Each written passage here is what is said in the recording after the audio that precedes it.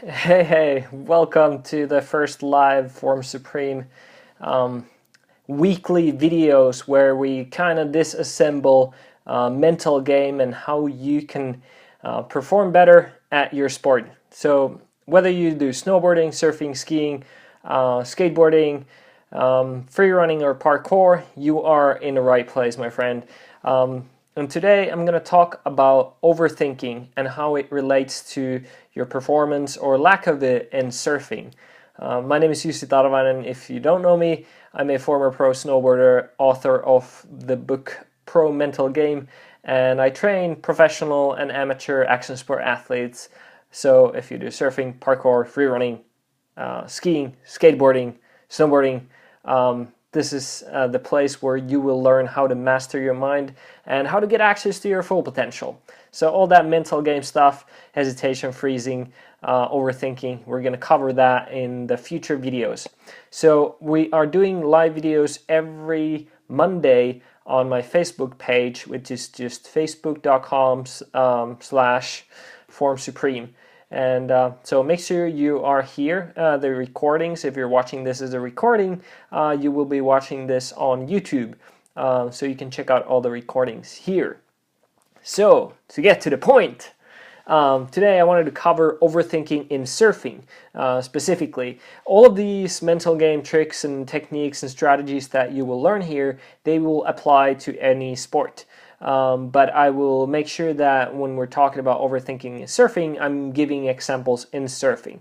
You know, as an athlete, or whether you call yourself an athlete, surfer, snowboarder, we all run, we're all humans, so we run the same psychology, kind of the same programming in our mind. So all of these techniques will apply in any area of your life. You just need to be able to understand the framework and then put it in your sport or put it in your school or business or career, whatever have you.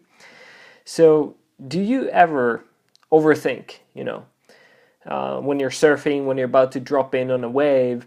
Do you start to overthink like all the things that could go wrong, and you're like, oh no, what if I'm too slow to pop up, and then I end up going over the falls or just eating it and all that stuff? Or do you run through all the worst case scenarios in your mind?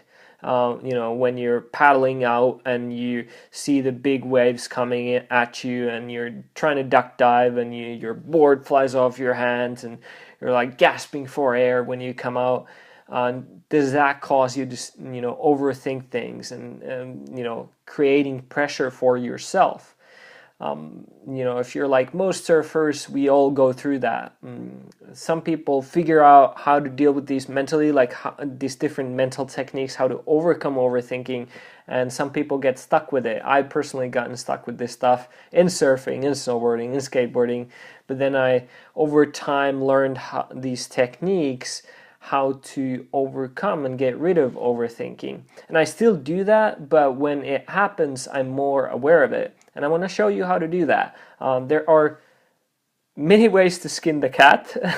So there are many ways to approach these problems, and I call these progression blocks, because overthinking will prevent you. It's like this invisible barrier or block that's preventing you from getting better, improving, becoming a better surfer.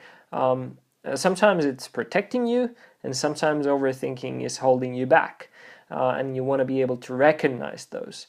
So, if you're overthinking things, that usually leads to second guessing. You start to, doubt your abilities, whether you're good enough, or, those thoughts in your head like, I'm probably not ready for this, or maybe it's not my day, maybe I should go back in and paddle back in, and usually, if you stay out, but you're second guessing yourself, you're hesitating, you start to freeze, you're ready to pop in, but then you just can't make yourself do it. You can't make yourself commit to it. Does that make sense? So if that is going through your head, don't worry about it. There are ways to overcome it, and we all have that.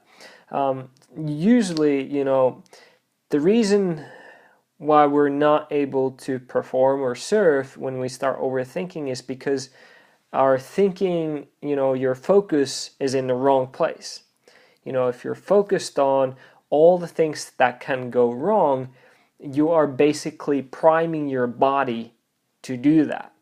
So our brain, I'm not going to go into science of this, but our brain does not recognize imaginary from real. And I know this sounds kind of weird. So what happens is that your eyes they will only kind of like deliver information to your brain. So your eyes don't see anything. It's your brain that sees things. And these things we call eyes, they just transfer the information to the brain. The light, the color, it's just our brain interpreting it. We, obviously we're able to recognize imagined from real, but when we start to overthink things, it's like that thought, it's not reality that's holding us back, it is the thought of what could happen. And usually overthinking relates to future, or it can relate to past, but future experience is like, oh, what if I'm not able to drop in fast enough and I end up eating it and I end up wiping out and I end up, what if I then hit the reef and then go unconscious and drown? That's usually the line of thinking. And obviously there are different, ways we go about this. Some people, myself included, sometimes I overthink things when I see some really good surfers out in the lineup, and I'm like, maybe I shouldn't, they're locals and I probably shouldn't, go bother them, or, I don't want to get yelled at. And, there's always that. There are different ways overthinking shows itself. So if you are overthinking, let's kind of cover, the basics of how to get rid of it. Because if you are focused on what you don't want to have happen, you are priming your body to act that way. Our thoughts are just, they are commands to our body to execute. So the more serious you take your own thoughts, that causes you to take action or not take action. So if your overthinking is about, say, big waves, you start to overthink when waves get bigger or heavier, or when there's a shallow reef. Always know your skill level. Is this way beyond what I'm capable of currently? Because, if you try to drop in on a wave that you can't handle, the odds of you getting hurt and wiping out, they obviously grow. So you're always balancing between, the edge of your ability. So be aware of your ability. First of all, you're fully responsible for staying alive and staying, nobody wants to get hurt. So that's the balance that you're looking for. So be aware of your skill level. Now, that's key number one. Second is that you do not have to listen to your own thoughts. I will repeat that. You don't have to listen to your own thoughts. Our thoughts are not real, but often we take them as they are real, or as they were real. So you don't have to listen to your own thoughts. Our brain is the best machine for creating drama and soap opera. So first of all, become aware of your own thoughts.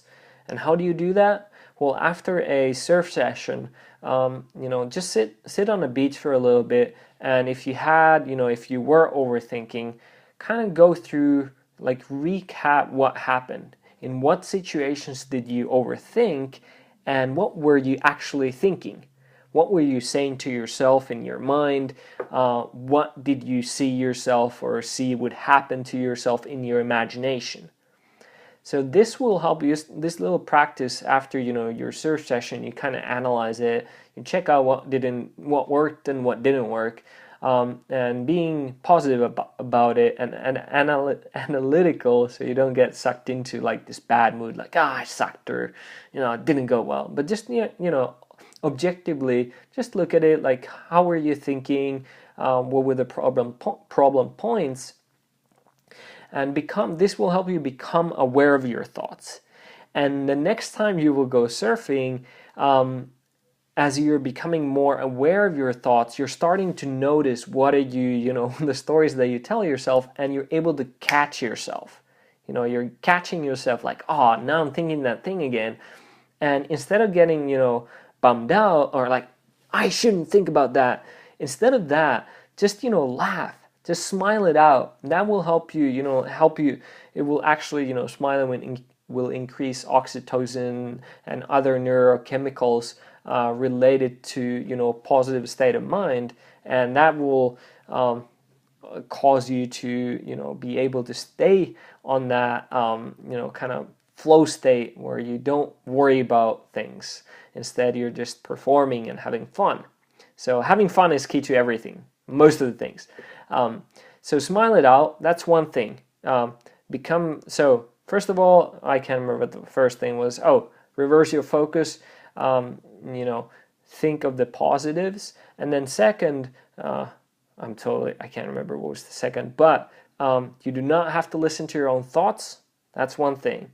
Become aware of them. All right, this is what I'm thinking right now. Don't worry about it.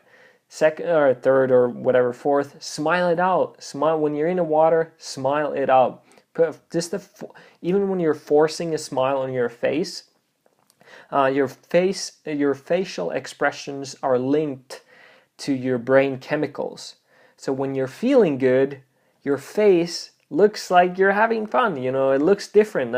But when you're down on yourself, when you blew a trick or move or maneuver, or you made a mistake, if you feel down on yourself, if you feel bummed out, obviously your face will show it, and that will trigger negative chemicals in your brain, which will then cause you to perform worse, because it actually affects your body. It makes your body stiff and rigid and slows down your reaction time. And so learning to force yourself to smile will actually make you perform better. I talk about a lot of this stuff in my book, Pro Mental Game, and because I've been doing this for so long, I've developed this method called MG180X, which basically means MG is shortening for mental game. 180 is reversing your thinking, because in most cases, it is our thinking that is directed and focused to the wrong direction, and we need to, turn it around. So instead of thinking, I'm gonna fail in front of everybody, and then I'm gonna wipe out, I'm gonna hit my head, I'm gonna drown, and all this stuff, you gotta reverse it. You gotta think what you want to have happen, because our thoughts lead to feelings, and based on those feelings, we either take action or don't take action, and that produces the results. So if you're priming your body with negative thoughts, with thoughts of failure, you're more likely to fall and wipe out. But if you're priming your body, you're giving your body the recipe, like, this is how I want to perform.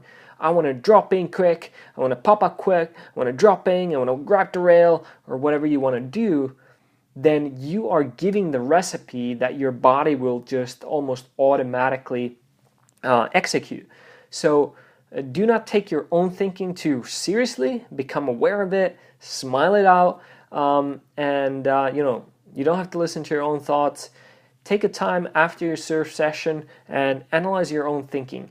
That will help you get clarity into what's going through your mind and become more aware of your thinking, which will then ultimately lead you to be able to perform at your best and surf at your best when you use these techniques. And one more, I'm going to give you one more technique. This is the MG180X method, and the technique is called tune out. So sometimes we need to tune in into what we're doing, and sometimes we need to tune out. So tuning out, what I mean with that is, that is my alarm that I need to go. So I'm going to quickly wrap this up. What time is it? All right, so tune out, basic, super simple method when you're in a lineup, if you end up overthinking, if you end up, having these thoughts about yourself, remember to smile it out. And then tune out method is where you start to pay attention to the sounds around you. And I want you to start counting how many different sounds you hear. Because you tune out of your own thinking, you get out of your head and you get into the environment and you start to listen to the sounds. You're distracting yourself, but you're in the same way you're getting focused because it's getting rid of the distractive thinking. So tune out, start listening to the sounds. It might be the sound of the water, it might be the sound of your breathing, it might be the sound of some seagulls, it might be the sound of your friend talking to you, it might be the sound of your rash guard or your wetsuit making sound to you. It might be the sound of your board. Just count how many sounds can you make out. And this is an amazing exercise. It will totally, obviously you want to be aware of the waves that are coming in, but when you do need to tune out, when you do need to get rid of those negative thoughts, that overthinking, try this out. Let me know in the comment section what you thought about this. Put it into practice, because none of this stuff actually works until you put it into practice, right? That should be clear, but I'm going to make sure that that's clear every time, because, these are concepts, they're nice and all, but if you don't use them, they're a waste of your time. That makes sense. You're a smart person, so good. Make sure you subscribe to my YouTube channel. The links will be in the video somewhere here. Also, make sure if you want to check these out live that you'll subscribe to my Facebook channel, which will be somewhere. You'll figure it out. And I will be taking your questions and answering them on these videos every week. And in order to take your questions, go to my Instagram account and follow up there, where you can ask me questions. I want to hear what is your biggest fear? What is your biggest frustration? What's your biggest challenge right now in surfing? And what do you want to achieve? What are your biggest goals? And this will help me make these videos for you. So they will answer your questions, and we can actually help you specifically to progress faster, have more fun, enjoy surfing more, and become the best that you can be. All right, that's it. I'll see you next time. My name is Jussi. Have an awesome week. See ya.